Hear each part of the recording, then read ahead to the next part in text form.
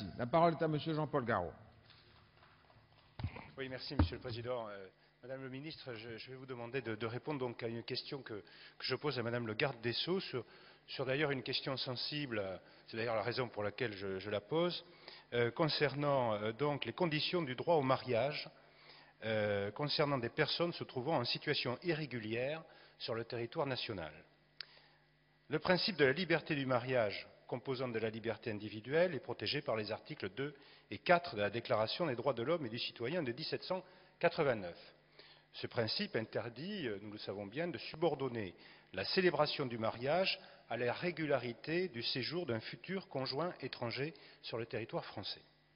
Cependant, le respect de ce principe ne fait pas obstacle à certaines vérifications afin de pouvoir mieux lutter contre les mariages dits de complaisance. Ainsi, avant la publication des bans, l'officier d'état civil peut s'entretenir avec les futurs époux. La loi du 26 novembre 2003 a d'ailleurs renforcé la procédure d'alerte et l'officier d'état civil peut saisir le procureur de la République en vertu de l'article 175.2 du Code civil s'il dispose d'éléments sérieux laissant présumer un défaut d'intention matrimoniale des futurs conjoints. Le parquet peut alors ordonner à l'officier d'état civil de surseoir au mariage ou même de s'y opposer. Mais si le parquet n'a pris aucune décision de sursis ou d'opposition, le maire a l'obligation de prononcer le mariage, sinon il commet une voie de fait. Or, le maire demeure parfois convaincu que des indices sérieux laissent présumer que le mariage est simulé.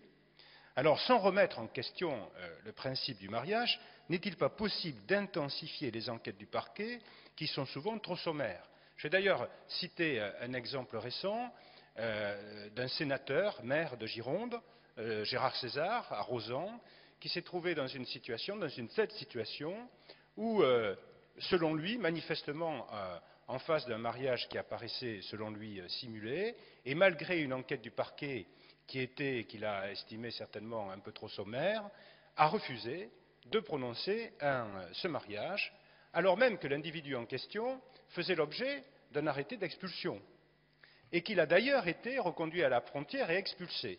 Et alors que cette personne a été expulsée, eh bien, le sénateur maire a fait l'objet d'une procédure en référé et s'est retrouvé condamné par le tribunal pour voie de fait, alors que l'individu dont il est question était à l'étranger. Et il s'est retrouvé condamné avec une astreinte par jour de retard, donc obligation de prononcer le mariage sous astreinte par jour de retard.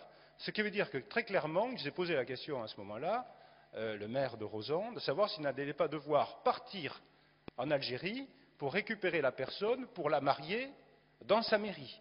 Enfin, il y a là une incohérence totale, et c'est pour cela que cette question sensible mérite un vrai débat. D'ailleurs, une proposition de loi a été déjà déposée au Sénat en ce sens. Merci, madame. Madame la Ministre.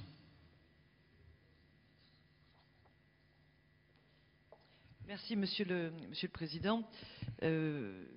Michel Alliot-Marie m'a demandé de vous apporter des éléments de réponse sur un sujet qui est effectivement très, très sensible, que vous connaissez parfaitement bien, et sur lequel, bien sûr, je ne vais pas commenter le cas particulier, aussi intéressant soit-il, que vous venez de rappeler concernant le sénateur César.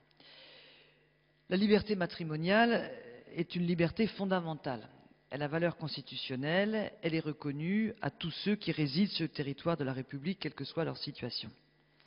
Ainsi, le fait d'être en situation irrégulière ne peut, en tant que tel, justifier un empêchement à mariage.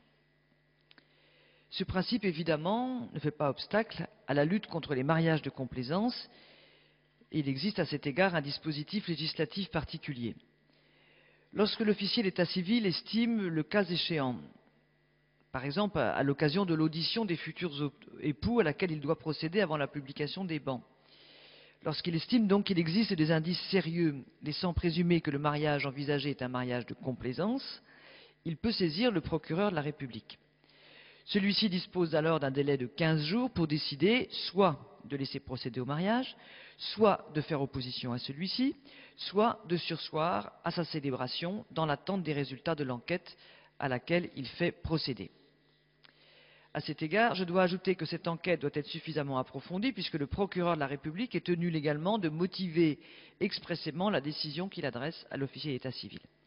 La durée du sursis à célébration du mariage ne peut excéder 1 mois, renouvelable une fois par décision spécialement motivée, si bien que le procureur de la République peut donc disposer au total d'un délai de 2 mois pour faire exécuter une enquête par les services de gendarmerie ou de police compétents. En pratique, ce délai s'avère suffisant pour assurer le caractère sérieux et complet de l'enquête. Il convient de protéger les futurs époux et d'éviter la conclusion d'unions à des fins qui seraient uniquement migratoires. Le dispositif législatif actuel, les instructions qui l'accompagnent, sont de nature à garantir l'effectivité de la lutte contre les mariages de complaisance. Voilà les propos que Michel Alliot-Marie m'a chargé de vous transmettre. Garot. Merci, Madame la Ministre, pour votre réponse. Mais je crois qu'en réalité, les enquêtes qui sont exercées par les parquets, et sans remettre en cause, bien sûr, les parquets eux-mêmes, parce que nous savons tous qu'ils sont soumis à beaucoup de contraintes et que la justice est surchargée, mais souvent, ces enquêtes sont trop formalistes. En réalité, elles sont souvent routinières et donc la vie n'est pas assez circonstanciée.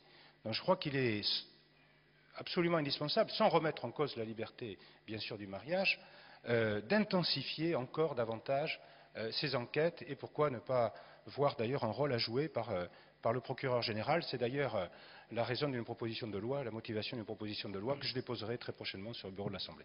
Merci. Merci.